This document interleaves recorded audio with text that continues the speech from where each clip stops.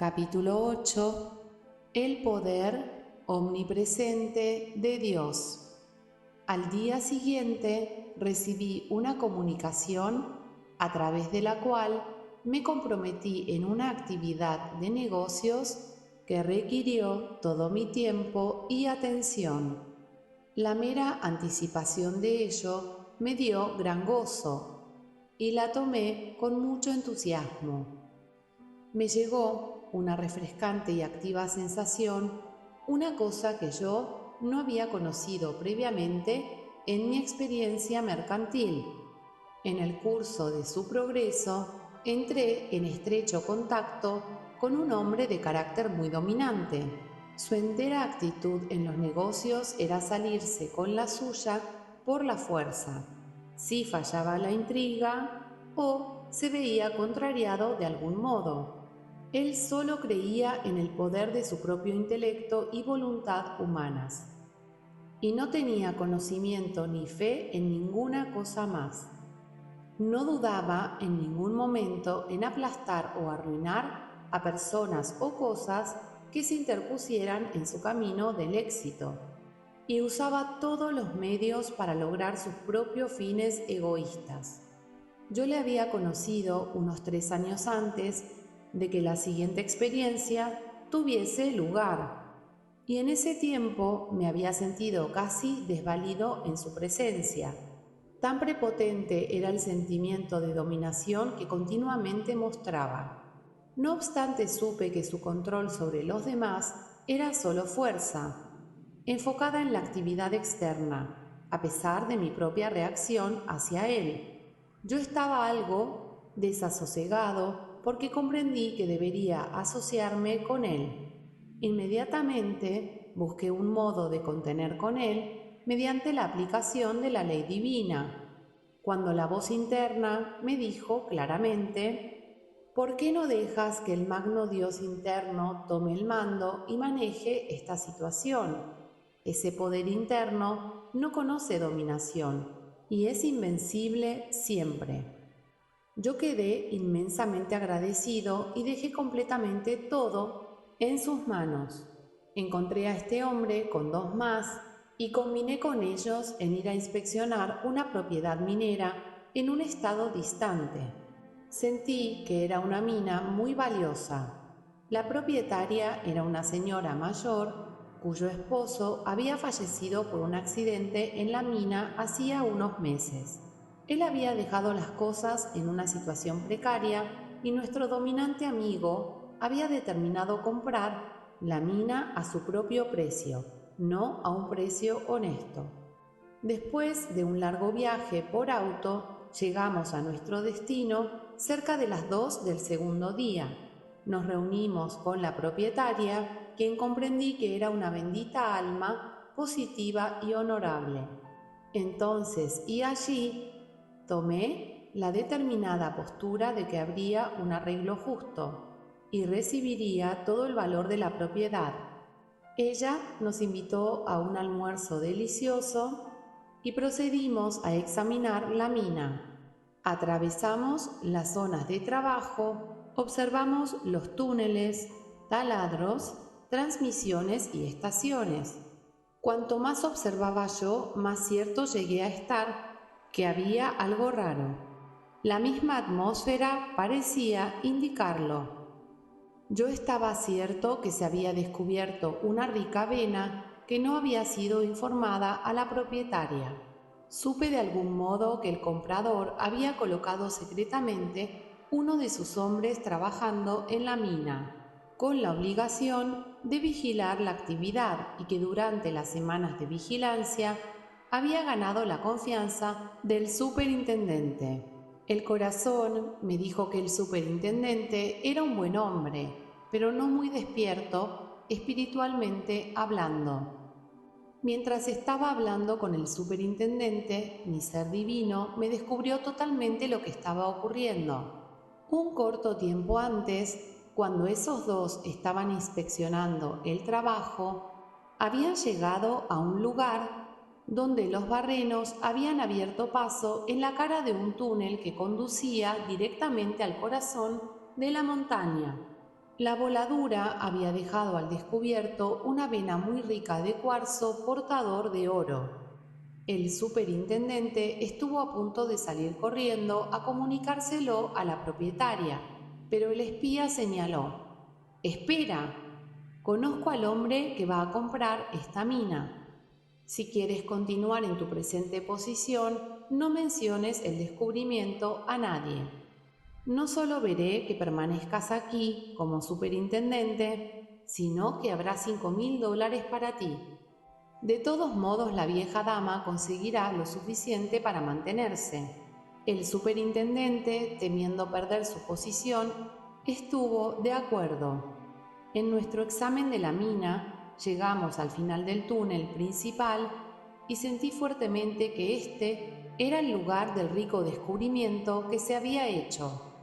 Había sido camuflado hábilmente como un peligroso desprendimiento, en el que no era seguro trabajar en él. Tal fue el informe que ellos le dieron a la propietaria.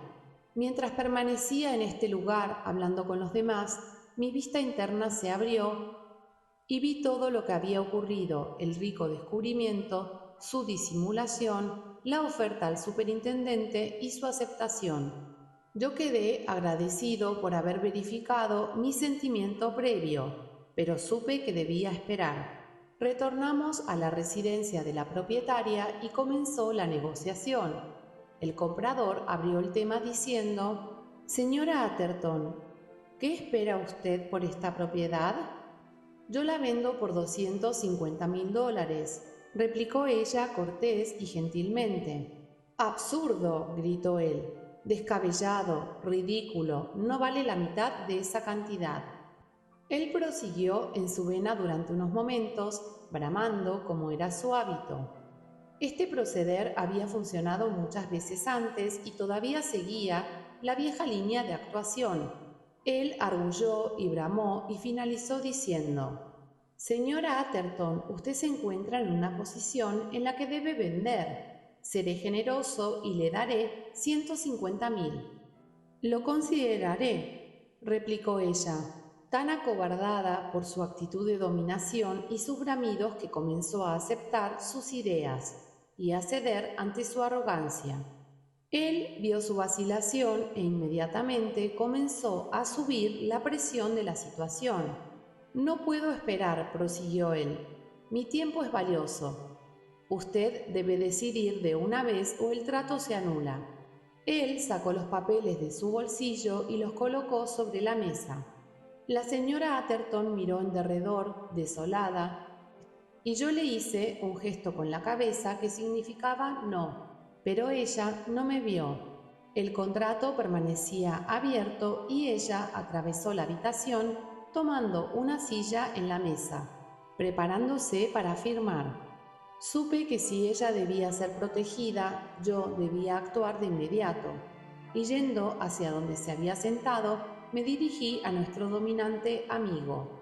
«Un momento», dije yo, «pagará a esta querida señora lo que vale su mina o no la conseguirá». Él dirigió hacia mí su cólera con muy corrosivas ofensas y pretendió seguir la misma táctica que le era habitual.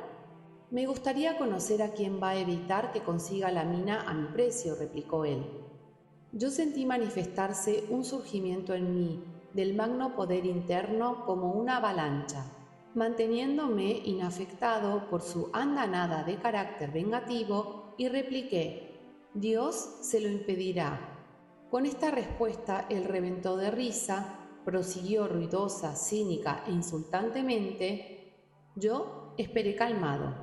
«Usted bromea», comenzó de nuevo, en otra andanada de cólera. «Usted charla sobre Dios. Ni usted, ni Dios, ni nadie pueden pararme. Yo consigo lo que quiero y lo consigo a pesar de todo. Nadie me ha parado jamás, a mí todavía». Su arrogancia parecía no tener límite, y él se revelaba él mismo en mente y cuerpo como víctima de sus emociones. Su razón era incapaz de funcionar, como es siempre el caso bajo cualquier sentimiento incontrolado. De lo contrario, su razón le habría advertido de no ir más allá con sus insultos. Sentí de nuevo la expansión del poder de Dios. Esta vez llegó a ser cada vez más fuerte, hasta que en un tono similar a una trompeta, la magna voz interna de mi ser divino reveló completamente los manejos de la transacción y el engaño en la mina. Señora Atherton, dije yo, ha habido un gran engaño practicado contra usted. Sus trabajadores hicieron un rico descubrimiento. Este hombre tenía un espía entre ellos que ha sobornado a su superintendente para que permaneciera callado respecto a ello. El superintendente y los demás de la habitación quedaron pálidos y sin habla, mientras mi ser interno continuó exponiendo su falsedad.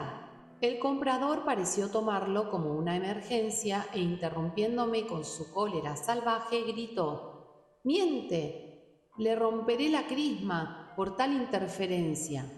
Elevó su bastón de acero y cuando yo elevaba mi mano para sujetarlo, una llama blanca salió disparada repentinamente golpeándolo en la cara.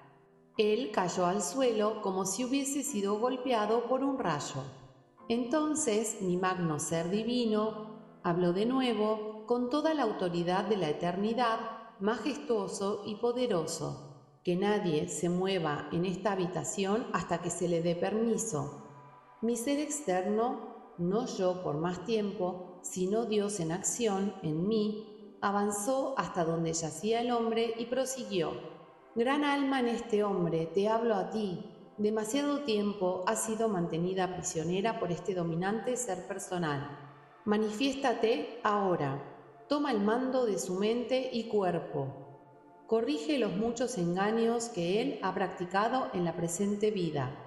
Dentro de una hora será consumida esta fuerte, externa creación de discordia humana e injusticia que él ha construido, y nunca de nuevo volverá a engañar o dominar humanamente a otro de los hijos de Dios.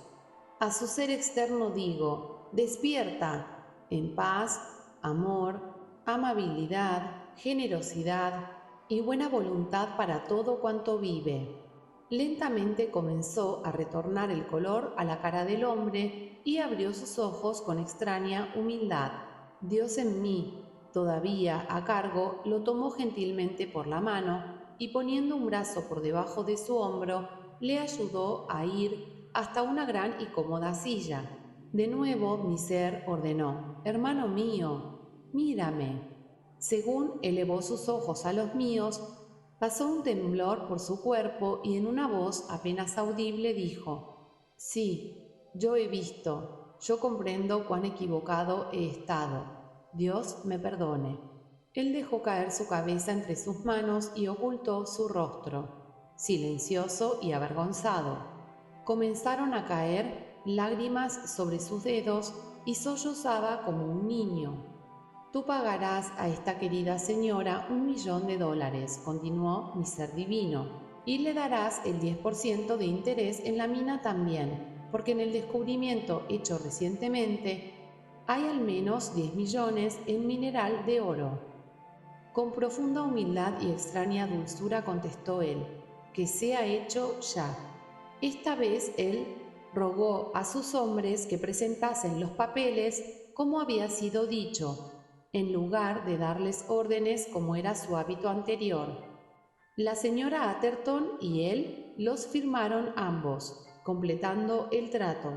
Yo me volví a los demás en la habitación y comprendí, por la expresión de sus caras, que todos habían sido tan elevados en conciencia que habían visto más allá del velo humano, y cada uno de ellos dijo: «Nunca, así me ayude Dios, intentaré engañar o hacer daño a mi semejante de nuevo». Ellos habían sido elevados hasta comprender y aceptar plenamente el ser divino en todos los demás.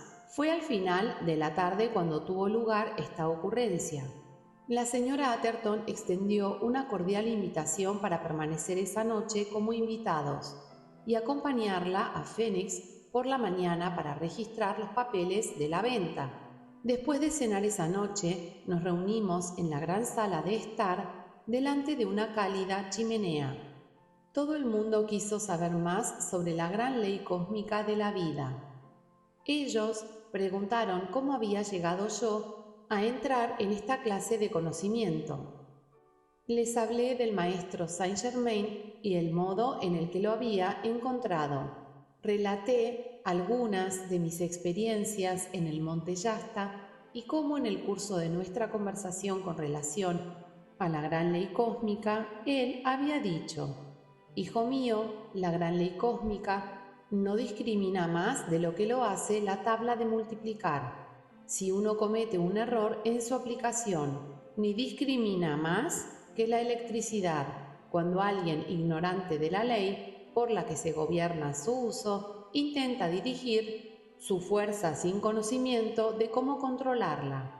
Los grandes e inmutables decretos que mantienen por siempre el orden en los infinitos reinos de la vida manifestada están basados todos en el único gran principio de la creación, el amor.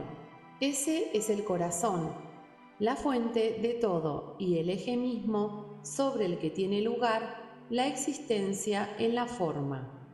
El amor es la armonía y sin él, en el comienzo de una forma, esa forma no puede llegar a existir de ningún modo. El amor es el poder cohesivo del universo y sin él, el universo no podría existir. En vuestro mundo científico, el amor se expresa a sí mismo como la fuerza de atracción entre los electrones. Ella es la inteligencia directora que los quiere en la forma, el poder que los mantiene girando alrededor de un núcleo central y el aliento dentro del núcleo que los atrae a él. La misma cosa es cierta de cada vórtice de fuerza en todo lugar de la creación. Un núcleo central y los electrones girando alrededor de él forman un átomo. Este núcleo de amor es para el átomo lo que el polo magnético es para la Tierra y lo que la columna es para el cuerpo humano. Sin un núcleo central o centro corazón solo hay lo informe, la luz universal, los electrones llenando el infinito y girando alrededor del gran sol central. El electrón es espíritu puro o luz de Dios. Él permanece por siempre incontaminado y perfecto. Es eternamente autosostenido, indestructible, autoluminoso e inteligente. Si no fuese así, no podría y no obedecería la ley, la actividad directora del amor. Él es inmortal, siempre puro, inteligente, luz, energía y la única real, verdadera sustancia de la cual está hecho cuanto existe en el universo, la eterna, perfecta esencia viviente de Dios. El espacio interestelar está lleno de esta esencia de luz. No es oscuro ni tampoco un caos, como ha sido el concepto ignorante y limitado del insignificante intelecto humano. Este gran mar de luz universal, que existe en todo lugar, a través del infinito, está constantemente siendo traído a la forma, dándosele una cualidad de una clase u otra, de acuerdo al modo en que los electrones se agrupan alrededor de un punto central o núcleo mediante el amor. El número de electrones que se combinan entre sí en un átomo específico es el resultado de y está determinado por un pensamiento consciente. La tasa a la cual giran alrededor del núcleo central es el resultado de y determinado por el sentimiento. La intensidad de la agrupación y movimiento de giro dentro del núcleo central es el aliento de Dios y por lo tanto la más concentrada actividad del amor divino.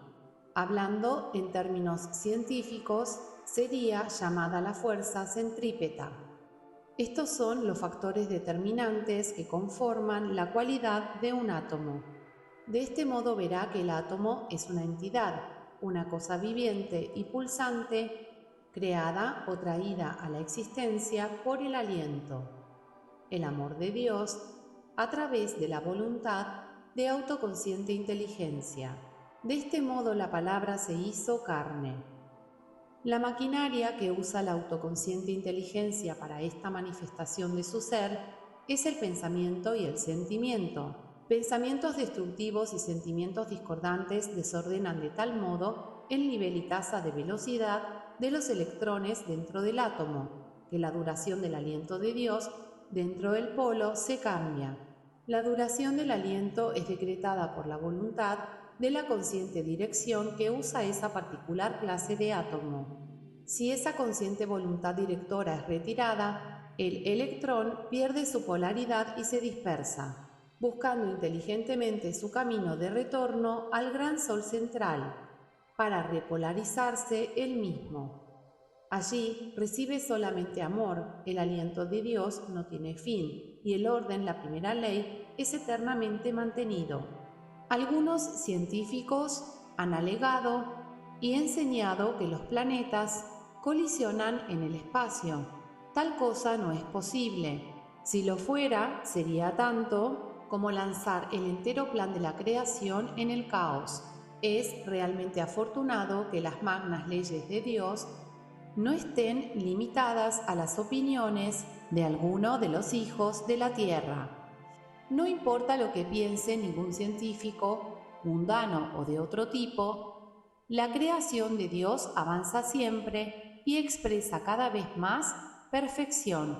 El pensamiento constructivo y el sentimiento armonioso dentro de la mente y cuerpo humano son las actividades del amor y el orden. Estas permiten la perfecta relación y velocidad de los electrones dentro del átomo, para que sean permanentes y de este modo queden polarizados en su particular punto del universo, tanto tiempo como el aliento de Dios dentro de su núcleo sea fijamente sostenido por la voluntad de la inteligencia autodirectora que usa el cuerpo en el que ellos existen. De este modo, la cualidad de perfección y el mantenimiento de la vida en un cuerpo humano están siempre bajo el consciente control de la voluntad del individuo que lo ocupa. La voluntad del individuo es suprema sobre su templo e incluso en casos de accidente nadie deja su cuerpo templo hasta que él desee hacerlo así. Muy a menudo el dolor en el cuerpo, el miedo, la incertidumbre y muchas otras cosas influencian a la personalidad para cambiar sus decisiones, concernientes a lo que ha deseado en el pasado. Pero toda cosa que sucede en el cuerpo está y estará siempre bajo el control del libre albedrío del individuo. Para comprender la anterior explicación concerniente al electrón y al consciente control con el que el individuo tiene que gobernar la estructura atómica de su propio cuerpo, a través de su pensamiento y sentimiento, debe saber que esto ocurre a través del único principio que gobierna la forma en todo el infinito. Cuando el ser humano quiera hacer el esfuerzo de probar esto por sí mismo o dentro de su estructura atómica del cuerpo de carne, debe proceder entonces a dominarse a sí mismo. Cuando haya hecho eso, todo lo demás en el universo será su obediente cooperador para lograr cualquier cosa que desee a través del amor. Quien quiera que se haga a sí mismo voluntariamente obediente a la ley del amor, obtiene perfección, permanentemente mantenida en su mente y mundo. A él y solo a él pertenece toda autoridad y maestría. Él solamente tiene el derecho a legislar porque ha aprendido primero a obedecer.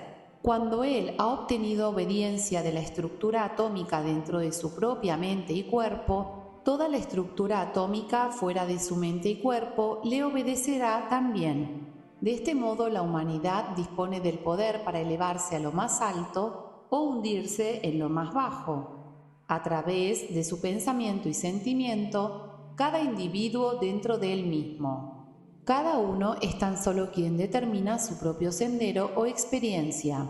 Mediante el consciente control de su atención y de cómo permite aceptar a su mente, él puede caminar y hablar con Dios cara a cara. o puede volverle la espalda y caer más bajo que los animales, hundiendo su conciencia humana hasta desaparecer. En el último caso, la llama de Dios interna se retira entonces de su habitáculo humano. Después de eones de tiempo, ella intenta de nuevo una jornada humana en el mundo de la materia física hasta que la victoria final sea conseguida conscientemente por medio de su propio libre albedrío. Yo les hablé de las posibilidades ilimitadas que tenía delante de sí la humanidad para triunfar, y que Saint Germain me había mostrado disponibles donde quiera que la humanidad esté deseosa de aceptar la gran presencia divina dentro del individuo como el poder director y triunfador. El comprador de la mina me preguntó por qué usaba yo la palabra aceptación tan a menudo, y recordando las palabras que Saint Germain había usado para explicármelo a mí, dije: incluso en la actividad externa de la vida, si uno gana una cosa o se le ofrece algo maravilloso y perfecto y no lo quiere aceptar, será imposible para él su uso o beneficio. Así ocurre con la gran presencia divina dentro de nosotros. Hasta que aceptemos que nuestra vida es vida divina y que todo poder y energía de que disponemos para hacer toda cosa es poder divino y energía divina, ¿cómo podemos nosotros tener cualidades divinas y logros en nuestro mundo? Como hijos de Dios nos está ordenado elegir a quién hemos de servir, a la magna presencia de Dios o al ser humano externo. La gratificación de los apetitos del ser humano externo y de las demandas de sus sentidos tienen un único y solo resultado: miseria y destrucción.